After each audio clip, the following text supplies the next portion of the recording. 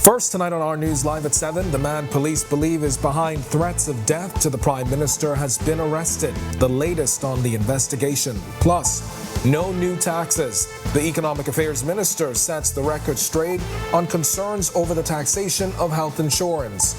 Plus, with fears of a recession in the United States, how could the Bahamas be impacted? In an Our News exclusive, we speak with a Nobel Prize winner about the possible effects. And then in Our News at 7:30, we'll tell you how a simple act of kindness changed the life of a woman and her 4 kids left homeless. Our News Live at 7 starts now.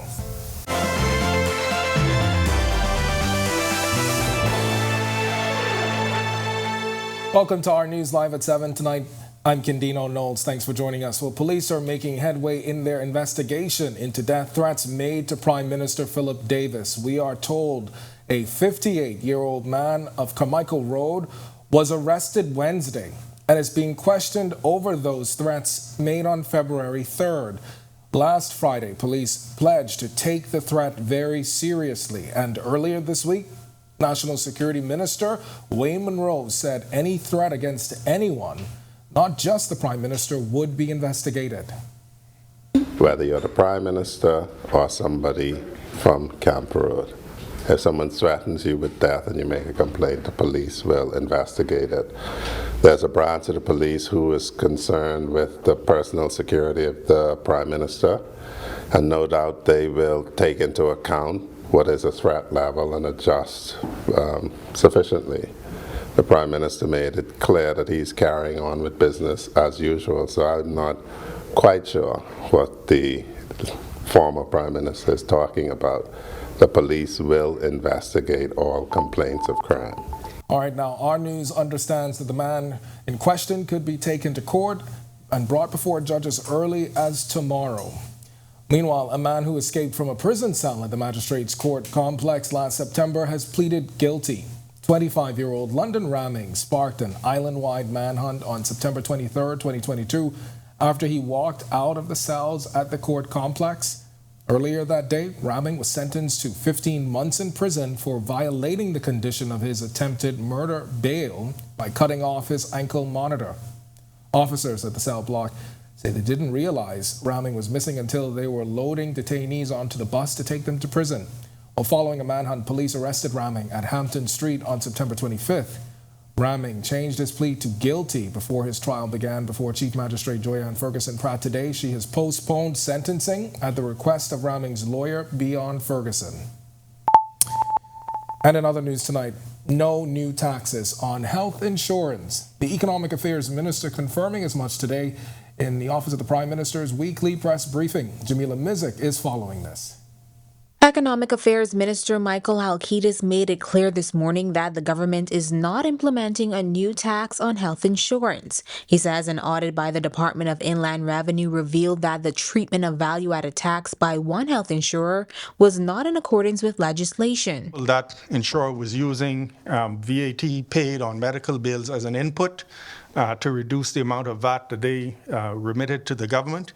We discovered that, and what we decided was that we would, ensure that companies apply the rules as they are intended in the legislation. Last week, the Bahamas Insurance Association strongly opposed the decision, as they said the change would lead to increased costs for those with health insurance. But Halkitis says they've had several discussions with the BIA. This rule was supposed to be implemented July 2022. In discussions with the BIA, we delayed that. We proposed September 2022, then eventually December 2022, then March 2023, and eventually the Bahamas Insurance Association proposed to us in a letter April 1st, 2023, to which we have agreed. Now, the Economic Affairs Minister says they will monitor the implementation and ensure that the rights of consumers are protected. So it's totally within the rights of the government to say we would look backwards and go to recoup those sums, and they are in the millions that were not paid, but we decided that we would be forward-looking and start to ensure that the proper treatment is done going forward. Reporting for Our News, I'm Jamila Missick.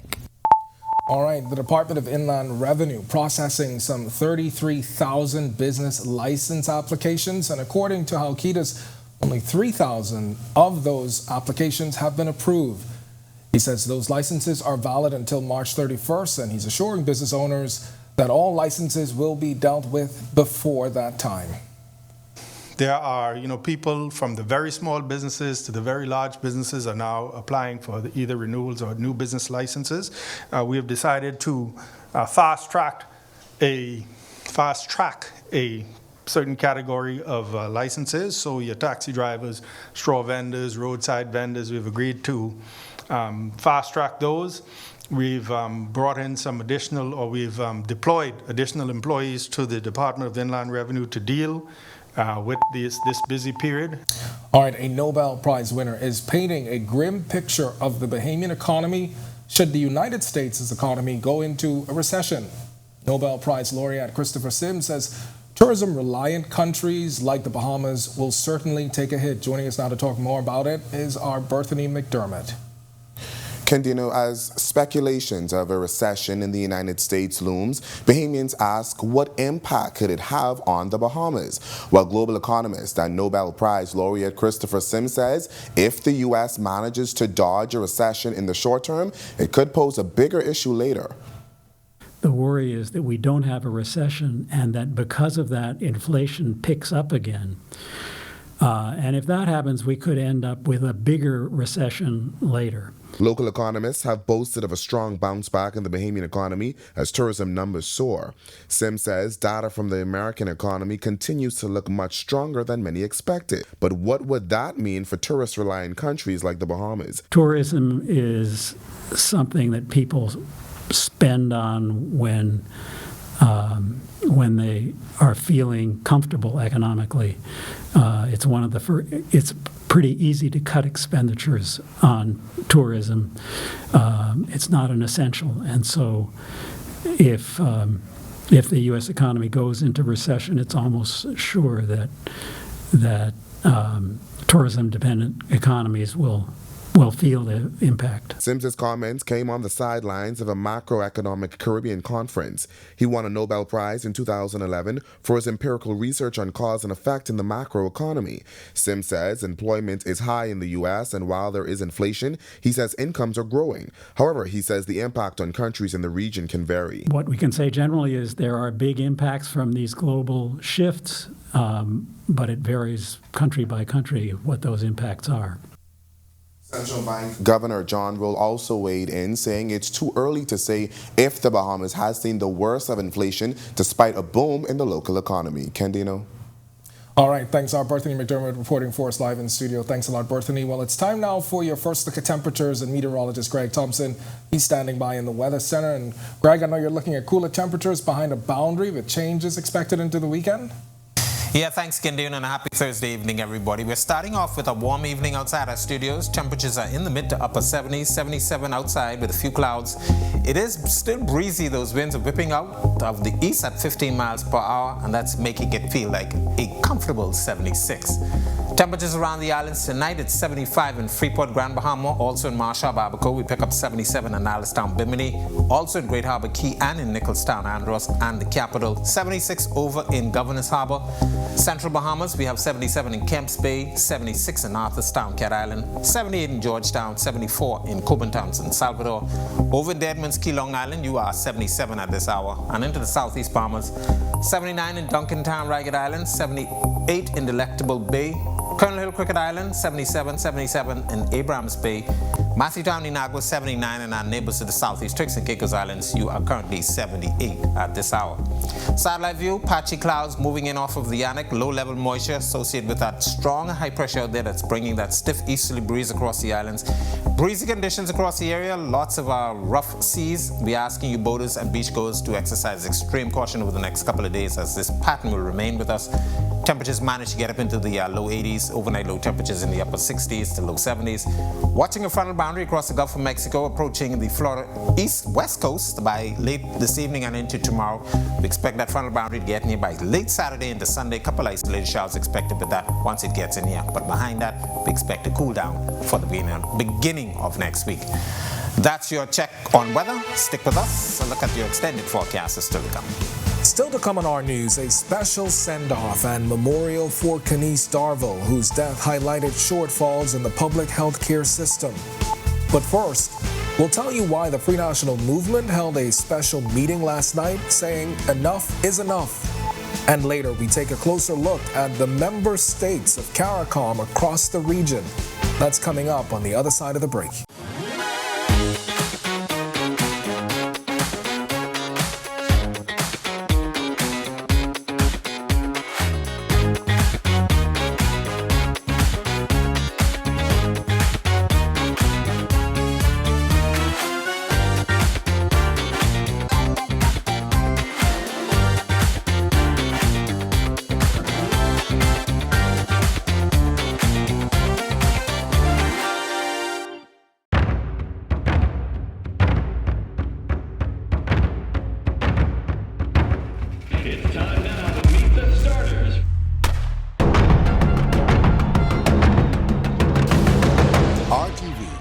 Home of the 50th Carifta Games.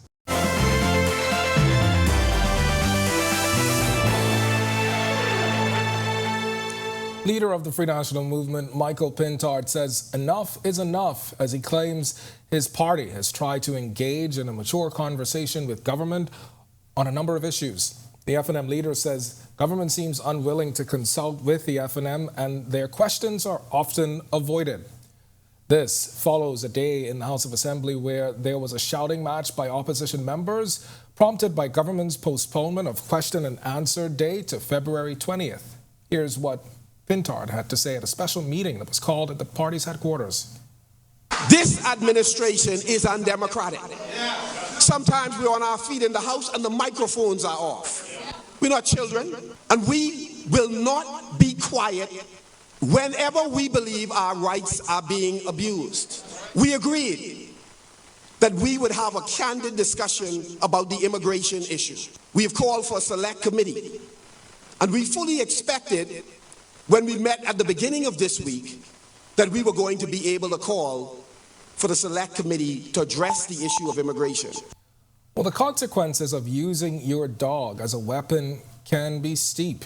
If your dogs kill someone's cattle, depending on the value of the damages incurred, you can be fined or spend time in jail. And if it can be proven the attack was intentional, the owner can be civilly sued by the injured party to replace the cattle. That's according to Police Press Liaison, Chief Superintendent Chrislyn Skippings.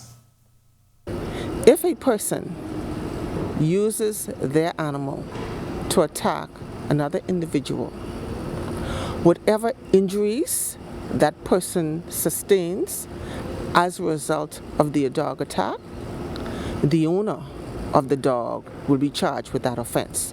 For example, if a person were to set their dog to attack a person and that person dies as a result of the injuries caused by that animal, then the owner can be placed before the court on murder charges. All right, if you want to learn more about that story, you can visit ournews.bs. Loved ones of the late Kenise Darville gathering last evening to remember the young wife and mother of three who died last month in Princess Margaret Hospital. Darville was admitted on January 2nd after experiencing severe pain and died a little over 2 weeks later. Before her untimely death, she took to social media.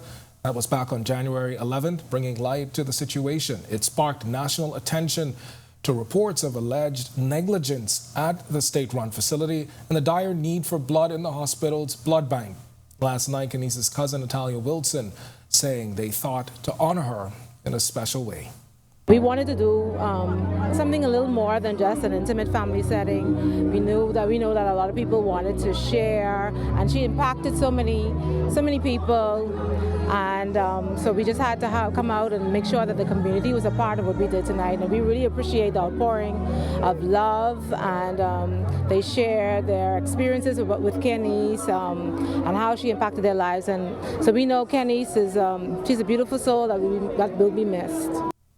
And Wilson says they believe Kenise's death will ignite change in the public health care system, and it's her family's hope that what happened to her will not happen again.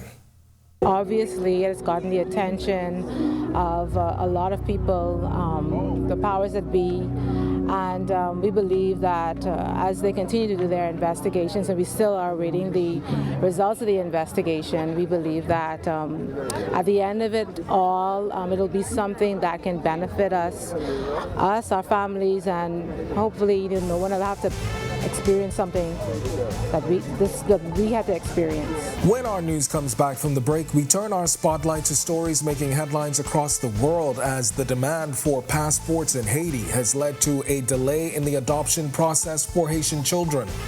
Plus, young people step up to become stewards of the environment. We'll tell you how you can apply. But first, CARICOM members will soon descend on the Bahamas. Our Sasha Lightbourne brings us up to speed on the regional body when our news returns.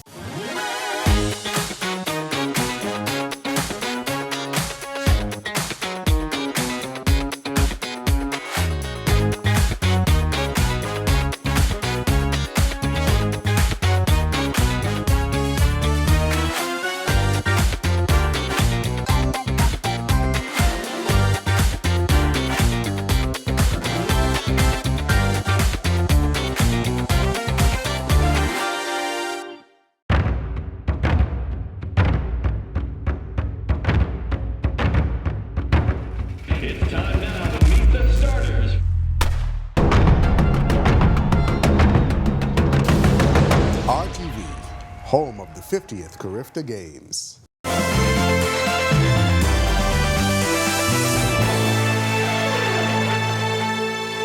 This is our news. Welcome back. Of the many similarities of CARICOM countries, developing country is one of the most significant designations they all share. They are all relatively small in population and size and diverse in geography and population, culture and economic and social development, but which countries make up the CARICOM map? Our Sasha Lightbourne explains. CARICOM countries share similarities and challenges. They are all close to major markets in North and South America. Most have had to make the transition from agriculture or mining to a service-driven economy, especially tourism and financial services. On the other hand, they've had to overcome the challenges of frequent natural disasters, in addition to small size with a shared lack of economies of scale and vulnerability to external shocks.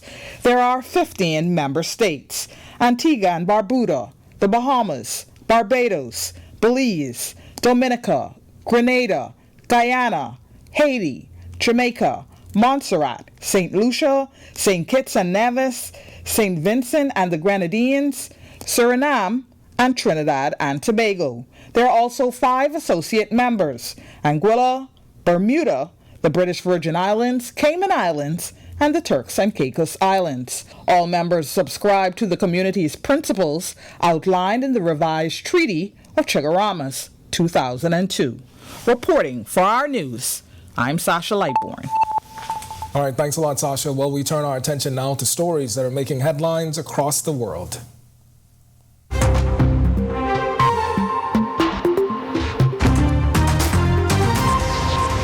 Search and rescue operations in quake-hit Turkish cities continued overnight and in the early hours on Thursday, with rescuers pulling people out alive from the rubble despite hopes fading for survivors. The collective death toll in Turkey and Syria jumping to some 20,000 according to government and rescue service in the rebel-held northwest. While rescuers raced against time to find survivors, public criticism has mounted over a lack of equipment, expertise, and support in rescue efforts. The China balloon shot down by the United States was equipped to detect and collect intelligence signals as part of a huge military-linked aerial surveillance program that targeted more than 40 countries. The Biden administration declaring as much today, citing imagery from American U-2 spy planes. On Capitol Hill, the House voted unanimously to condemn China for a brazen violation of U.S. sovereignty and efforts to deceive the international community through false claims about its intelligence collection campaigns. Last week, the American people saw the latest example of that reality after the U.S. government detected, closely tracked, and shot down the PRC's high-altitude surveillance balloon that had entered our territorial airspace in clear violation of our sovereignty and international law. The Biden-Harris administration responded swiftly to protect Americans and safeguard against the balloon's collection of sensitive information. We made clear to PRC officials that the presence of this surveillance balloon was unacceptable, and along the way we learned a thing or two, which you'll hear in the classified briefing about the PRC's use of the balloon. Meanwhile, Australia's Defense Department says it will remove surveillance cameras made by Chinese Communist Party-linked companies from its buildings. This after the U.S. and Britain made similar moves. Defense Minister Richard Marles said his department is assessing all its surveillance technology. A U.S. policy change leading to a rush for passports at Haiti's main immigration office has left dozens of children stuck in orphanages across Haiti. U.S. President Joe Biden announced last month that the U.S. will accept 30,000 people a month from Haiti, Nicaragua, Cuba, and Venezuela if they pass a background check and have an eligible sponsor and a passport to travel. Adoptive parents say the U.S. State Department has declined passport waivers as they worry their children will succumb to hunger, cholera, or gang violence. All right, we have all heard that living a more sustainable life starts by making small changes and taking responsibility for our actions. Now, a graduate of the Bahamas Environmental Steward Scholarship is encouraging Bahamians of all ages to step up. Here's Christina Bahamas first, putting sustainability first for our people and our environment. What's first for you and the planet comes first for us. Living in the Bahamas comes with a certain set of responsibilities. The natural environment is ours to take care of, according to Heather Brockbank, who works as the outreach assistant for the Bahamas Reef Environment Educational Foundation. Brockbank, who is also a graduate of the Bahamas Environmental Steward Scholarship, or BEST program, says her experience in high school led her to want to do more to protect the world around her. You don't see a lot of climate education in the Bahamas nowadays, especially when I was in high school. I know they had about 1 or 2 questions. What is climate change? What are coral reefs? What are mangroves? And that was it. But they didn't teach us the problems that we were facing and how climate change affected not only our environment, but our economy and our world around us. So she took a leap to become an environmental steward, becoming a peer teacher and leader.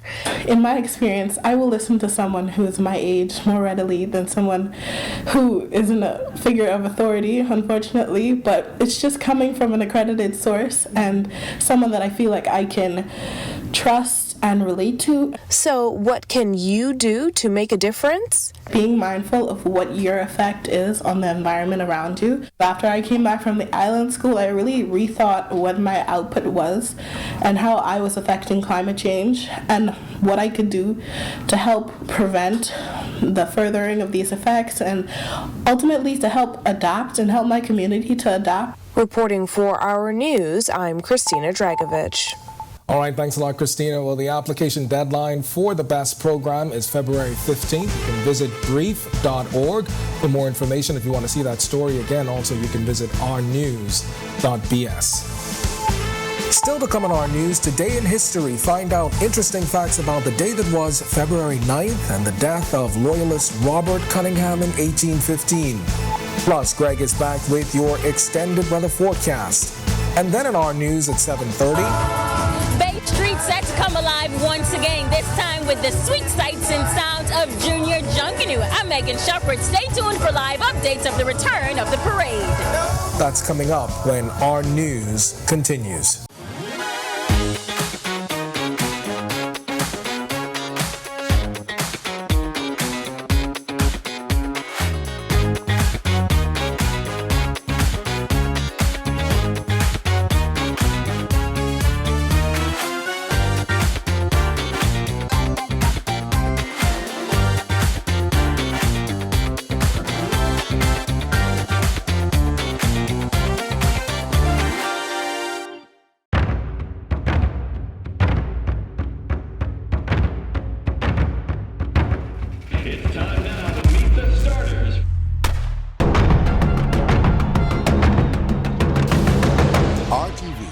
home of the 50th Carifta Games.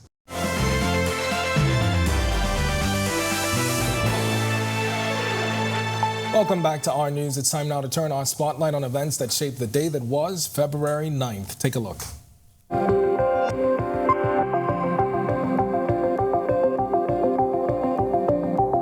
On this day in Bahamian history, in 1815, loyalist Robert Cunningham died in Nassau. He was 75. According to Appleton's American biography, Cunningham was born in Ireland circa 1739 and moved to South Carolina in 1769, where he became a judge. When the American War of Independence began, he remained loyal to the Crown and was imprisoned in Charleston in 1775 on charges of committing high crimes and misdemeanors against the liberties of South Carolina. He remained in prison until February 1776. The British government awarded him compensation for the loss of his South Carolina property and resettled on New Providence with his family after being granted land for his services during the war. On his partly readable tombstone, it once read, "In memory of General Robert Cunningham, who exiled from his native country in the American Revolution for his attachment to his king and the laws of his country." Then in 1967, Alvin Rudolph Brainin was sworn in as Speaker of the House. The January 10th general election resulted in an 18-18 tie between the UBP and PLP, with one seat being won by Randall Fox of the Labour Party and one by Brainin, who was an independent candidate. After negotiations, Brainin and Fox gave their support to the PLP to help form the new government. In return for his support, Brainin was elected Speaker and served until October 1972. And finally, in 2021, 3 Cuban citizens were rescued from Anguilla Key by the United States Coast Guard. Authorities said the 2 men and 1 woman survived on the island for 33 days by eating mainly coconuts.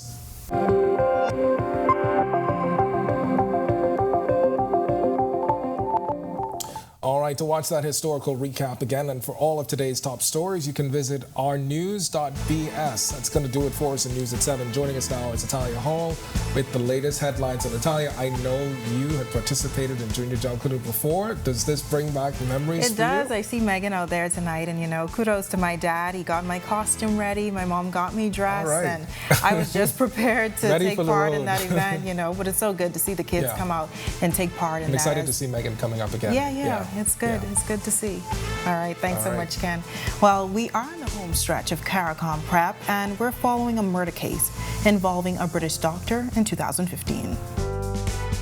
The countdown to CARICOM is on tonight on Our News Live at 7:30. The CARICOM High Commissioner says we are ready.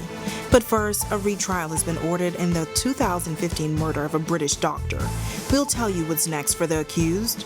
And Grand Bahama residents say the Fishing Hole Road Causeway is still a problem for motorists. The latest from the Grand Bahama Port Authority.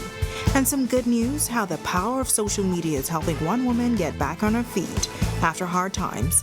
Our News Live at 7:30 starts in a moment.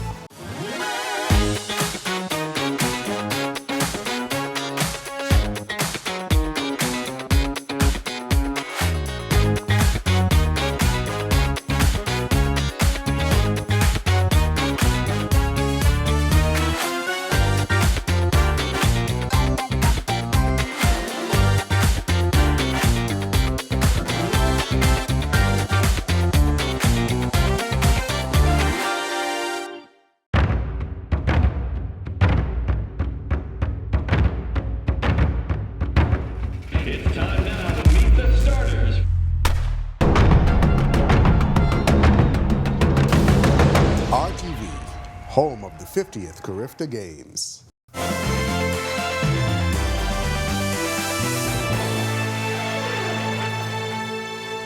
Welcome to Our News, and thank you for joining us. I'm Natalia Hall.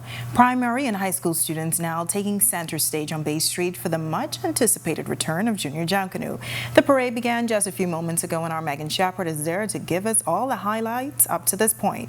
We'll check in with her in just a bit. But first, a 51-year-old man is facing a retrial after a jury acquitted him of the murder of a British doctor in Clarencetown, Long Island. Moses Morris was cleared of the April 1st, 2015 murder following a trial.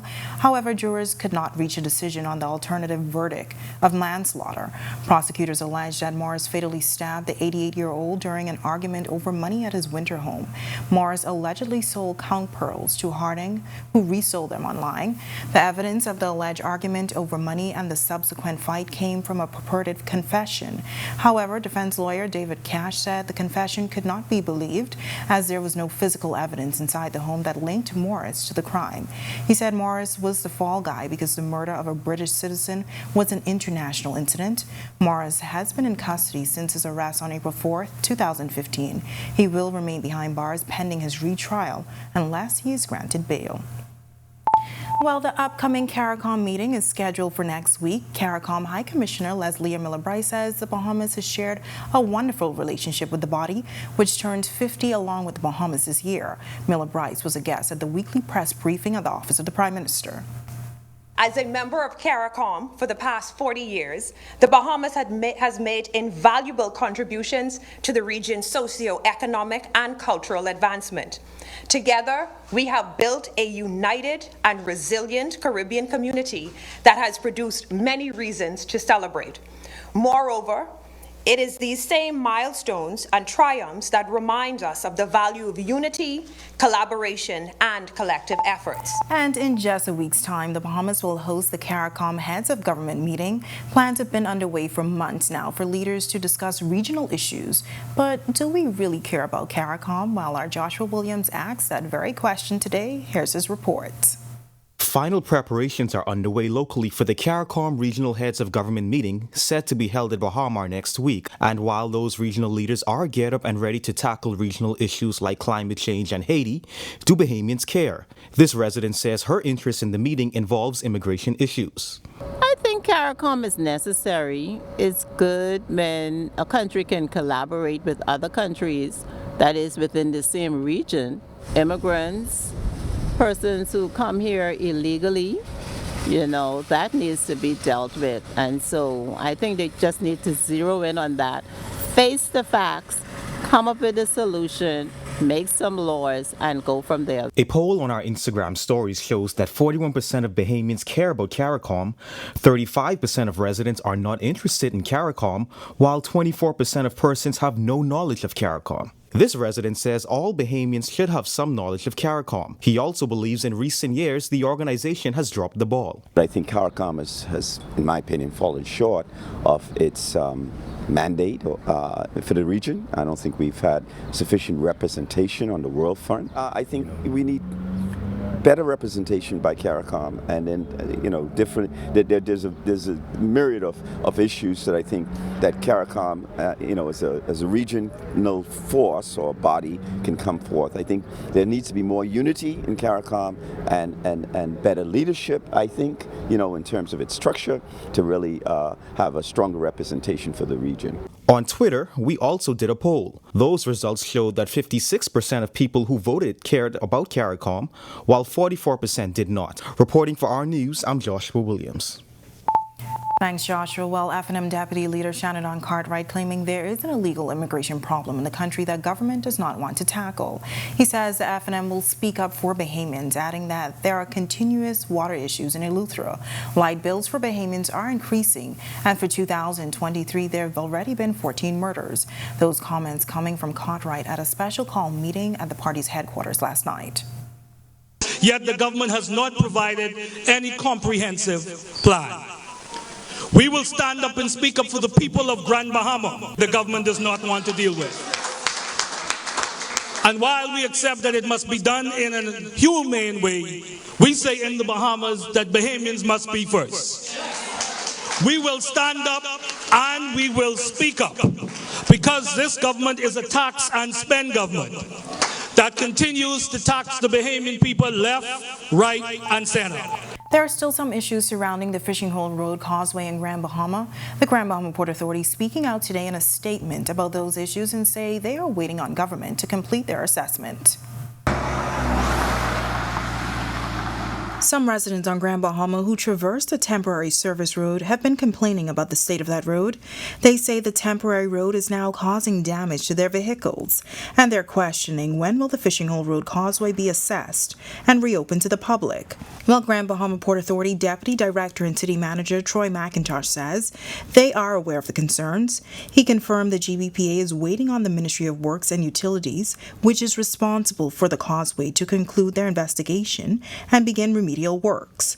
Now, in December 2022, the GBPA began preparation exercises to close the bridge at a cost of $20,000, and an additional $5,000 was spent to grade the surface road to provide an alternate route, all in an effort to safeguard motorists. The city manager says all stakeholders were advised that the surface road, which is only a temporary measure, can easily deteriorate due to unfavorable weather conditions, and as a result, the Ministry of Works engaging a contractor is critical.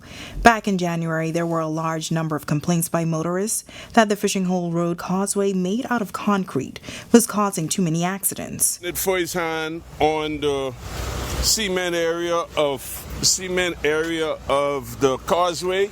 I mean, these accidents happen in the same place every day upon the bridge, and they won't fix it. I saw the whole bridge is bent up where people run into it. Now, McIntosh says government is aware of their concerns, and the GBPA will continue to liaise with government with respect to when work will commence on the causeway.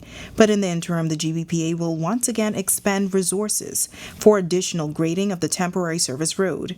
Now, we reached out to Minister of Works Alfred Sayers for the second time on the issue. Our calls were not returned up to news time.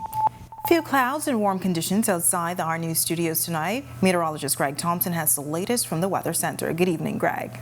Yeah, thanks, Natalia, and a happy Thursday evening, everybody. We're starting off with a warm evening outside our studios. 77 is our current temperature with a few clouds.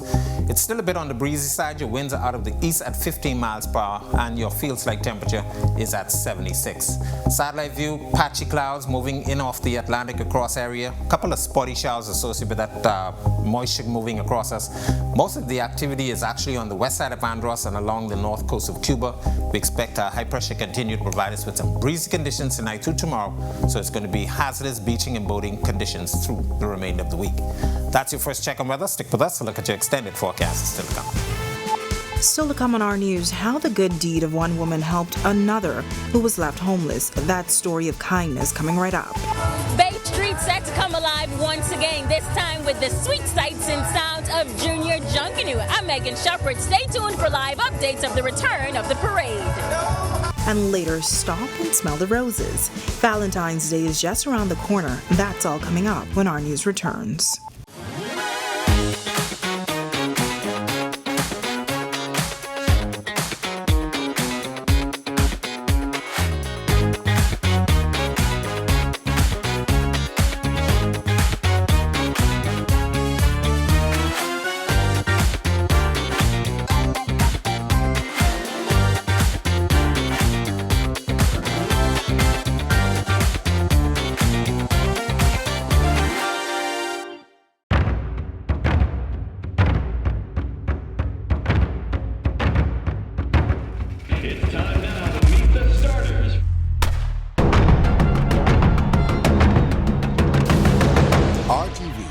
Home of the 50th Carifta Games.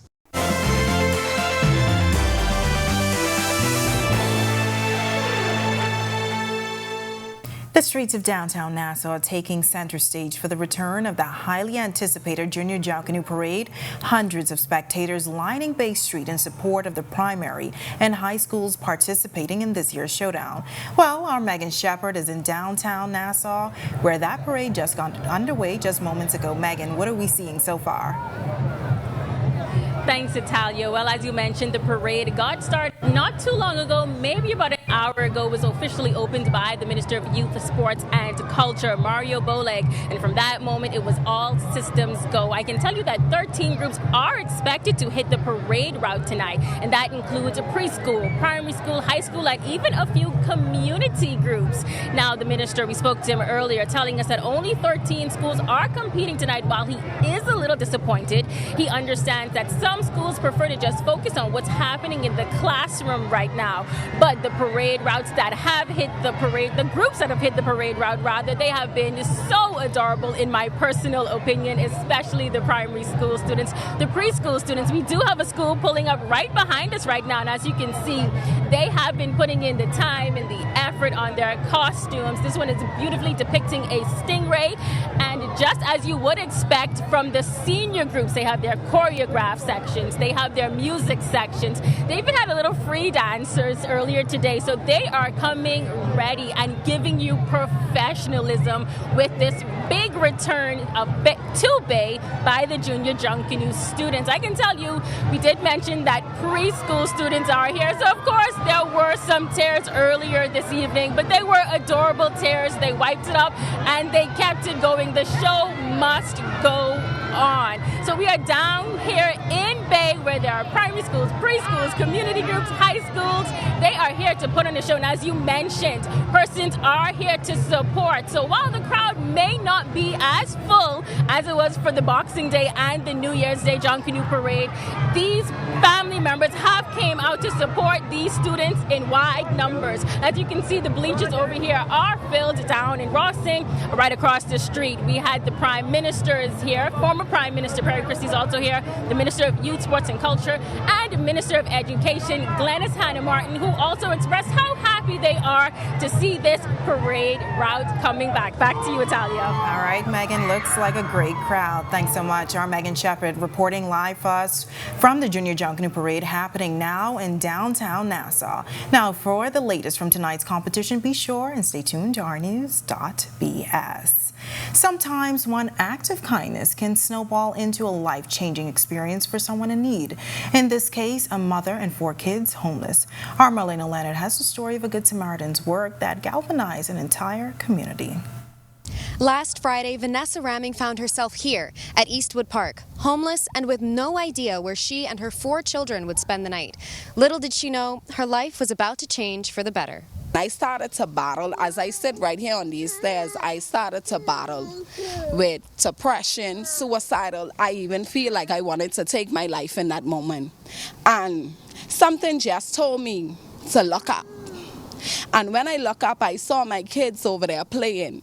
And I then get strengthened and I say, Lord, I have to stay strong for my kids. And I started to pray and I started to ask God to strengthen me in this moment. I say, Lord, just strengthen me and give me the faith to just go through this because I know you can send my help. Help came in the form of Corel Pinder, a total stranger driving home. What I think that stood out to me, why I felt so comfortable is she had a plan. She had a plan. She didn't ask me for any money. She told me I'm a manager at my job. She showed me her badge. She was like, I want you to know that I just someone who fell on hard times and I just really need your help. And after that, it was just like God was like, you got to help her. I got 4,500 friends and 1,500 followers. If I get 300 people to give me $10, we can make our goal. I'm only asking for $10. I understand that everybody goes through their financial challenges, but if you got $10, you can help out. And her community certainly showed up. Corel's post raised over $2,300 in just 6 hours. And by the 12-hour mark, they were nearing $5,000 in donations. Now, Pinder says they need the public's help to find appropriate accommodations for the family. They're having trouble finding kid-friendly housing between $800 and $1,000 a month. 2-bedroom is preferably. If we could do 1 bedroom, that's fine. But again, we have first, last, and security, and we want to get them in a place they can call home because night after night, they continue to have to be in the motel. If you would like to help the Rammings, you can reach out to Corel Pinder at 727-4916. Reporting for Our News, I'm Marlena Leonard. It's now time for tonight's Financial Market Minute, brought to you by RF, your local investment bank.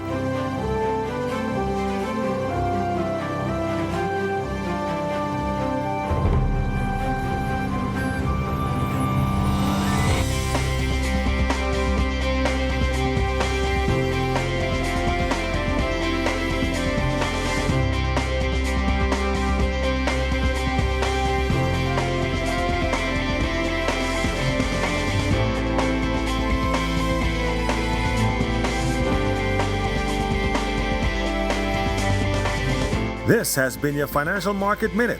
To explore the best performing mutual funds in the Bahamas, visit our website at www.rfgroup.com. When our news comes back from the break, it's a busy season for the love business. How One Flores is doing it big this year. Plus, coming up in sports for tonight, break out the brooms. All 4 championships in the BISS wrapped up with a sweep. We'll give you details on who took the championship titles. We'll also tell you the latest from Buddy Hield and, of course, from local basketball. That's coming up in sports. And later, whether you have plans for the big game or for love, you will want to stay tuned for the weather forecast. Stay with us.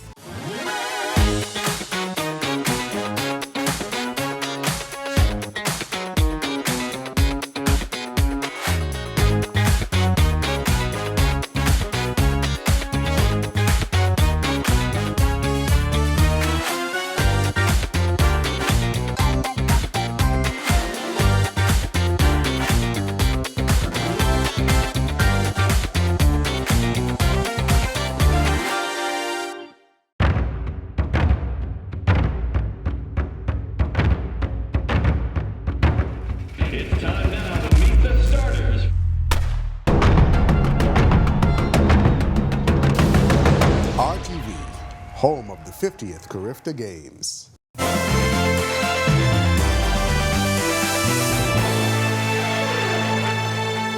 This is our news. Welcome back. 4 champions crowned as the private schools basketball season comes to a close. Meanwhile, Buddy and the Pacers continue their slide in the East. Marcellus Hall is up now with a check on sports.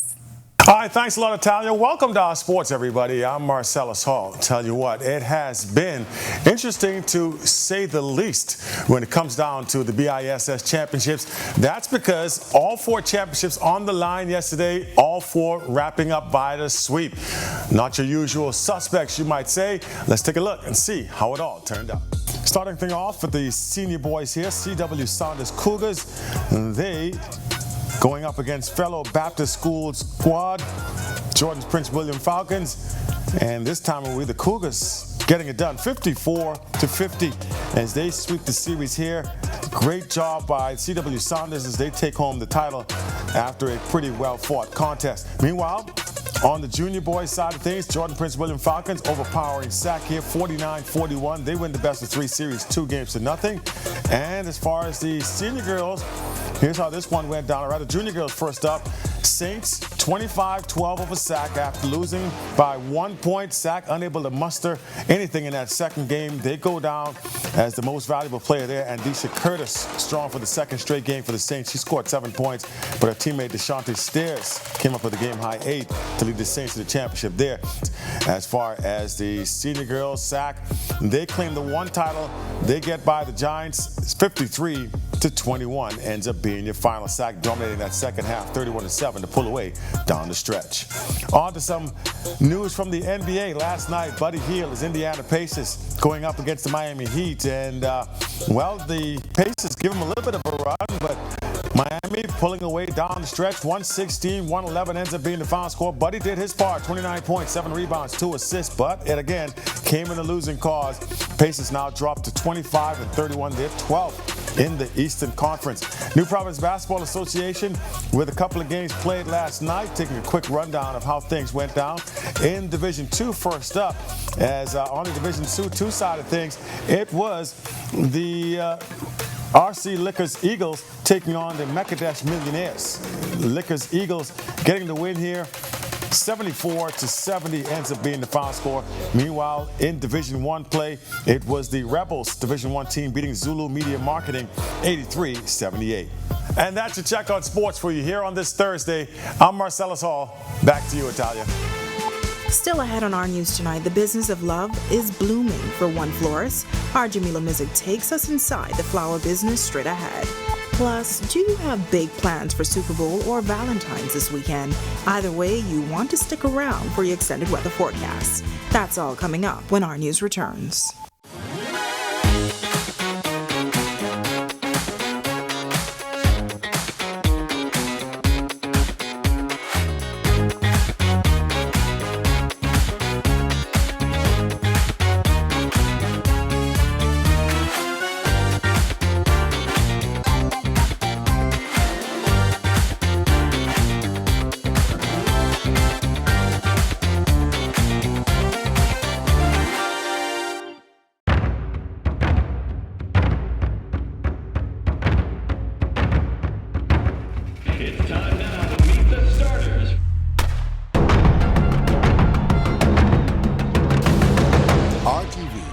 home of the 50th Carifta Games.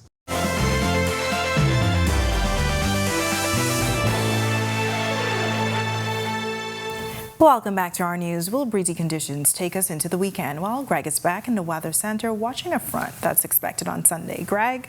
Thanks again, Natalia. Welcome back, everybody, for our final check of weather. We have a swell event still affecting us with hazardous beaching and boating conditions that will continue through the remainder of the week. But we do expect that high-pressure crosses that's been generating some very nice conditions, as well as some breezy conditions as well, to slide out towards the east. That will pave the way for a frontal boundary across the Gulf of Mexico, which we expect to get here by Saturday into Sunday. Some isolated showers and some thunderstorms possible along that frontal boundary once it gets into our area. And then high pressure will build in behind that. Cooler temperatures expected for the beginning of next week, so look for some nice changes for your upcoming week. Forecast map showing nothing really across our area, quiet conditions.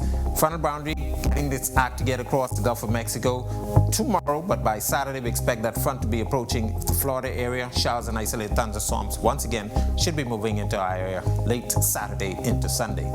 Boating conditions for the northwest Bahamas tonight to tomorrow and central Bahamas. East to southeast winds 50 knots. Those winds will be gusty at times. Seas running 3 to 5 feet near shore, up to 8 feet offshore, and some easterly swells. High tide will be at 10-19 tonight. For the southeast Bahamas, an advisory for you guys down there as well. Easterly winds a little stiffer, 15 to 25 knots, 5 to 8 foot seas near shore, but up to 10 feet offshore in some easterly swells. Here's a look now at your national forecast.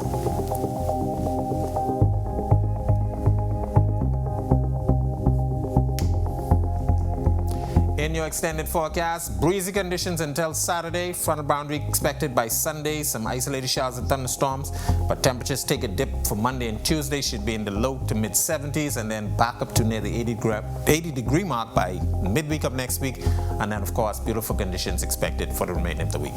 That's a look at our weather. Make it a safe night, everybody. Thanks so much, Greg. Well, Valentine's Day is just a few days away, and with thousands looking to express their love, our Jamila Mizik tells us tonight how one local florist is preparing for one of the biggest days in the industry. Valentine's Day is the universal day of love, and what better way to say I love you than a bouquet of flowers. I'm here at Flower Girl Bahamas just to find out how these beautiful bouquets are made from their hands to yours. It is the busiest day for florists around the world, and over at Flower Girl Bahamas, lead floral designer Candace Cargill says preparing for the big day isn't a bed of roses. In fact, their preparations stem from which arrangements worked best throughout the year. You got a lot of people who want red roses. You got a lot of people who don't want roses at all. You got a lot of people who we can't send red roses, but we got to send pink roses or white roses or yellow roses. We got to send sunflowers because it's kind of like that, but it's not like that. So what we do is we choose arrangements based on the year that we've done before. Every recipe has to have already been learned, done, perfected, and we put those in the inventory. And now that the Valentine's Day collection has been handpicked, it's time to get to work. If I stick mine here, you gotta stick yours there, but at an angle. On February 14th, dozens of specially curated arrangements will be delivered to that special someone. And as for what sets an FGB arrangement apart from the rest, Candace says, I had no idea when I first started how this is a big thing until one of my clients had to say, listen, when people see these arrangements walking through or come through the door, they're looking to see if it has this card. This is almost like the stamp of approval. Reporting for Our News, I'm Jamila Mizik. All right, Jamila, such a beautiful story. And with that, we thank you for joining us for Our News tonight. On behalf of the entire team, I'm Natalia Hall. We'll see you tomorrow night. The new season of On the Record with Jerome Sawyer premieres now.